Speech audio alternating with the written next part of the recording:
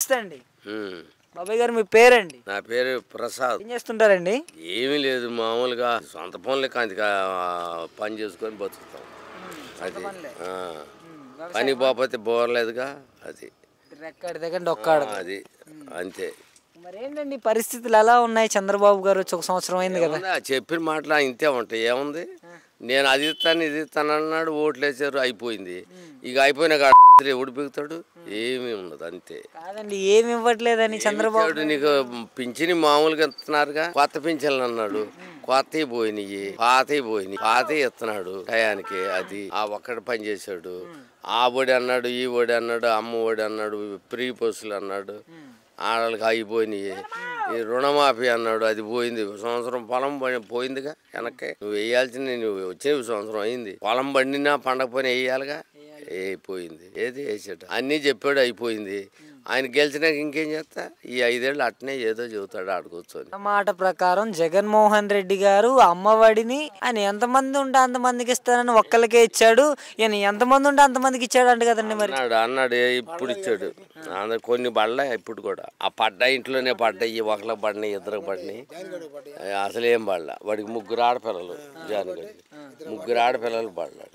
జగన్మోహన్ రెడ్డి గారు అందరికి వేస్తానన్నారు, ఒక్కరికి వేస్తానన్నారు. ఒక్కళ్ళకే వేస్తానన్నాడు, అందరికి వేస్తానన్నాడు. వాడు అబద్ధం సాక్ష్యం చెప్పలా, అబద్ధం చెప్పలా, కరెక్టే ఇవ్వాలా. చేసేస్తానన్న వరకు చేసేసాడు వాడు.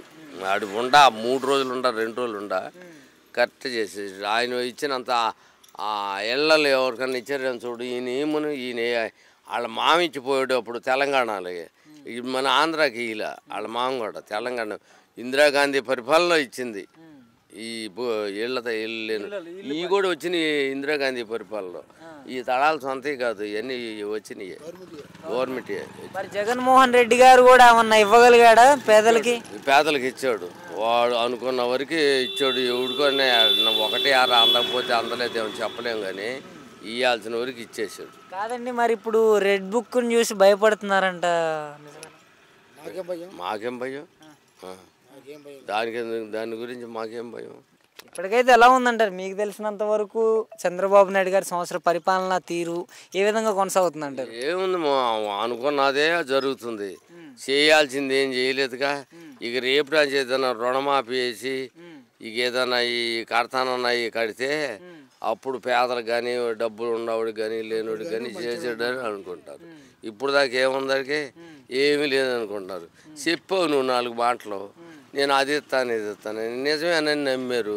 నమ్ముతారుగా ఎవరైనా, నువ్వైనా ఏది నువ్వు ఇస్తేగా అది నమ్మేది. నువ్వు ఏముంది, ఏమి నమ్ముతారు?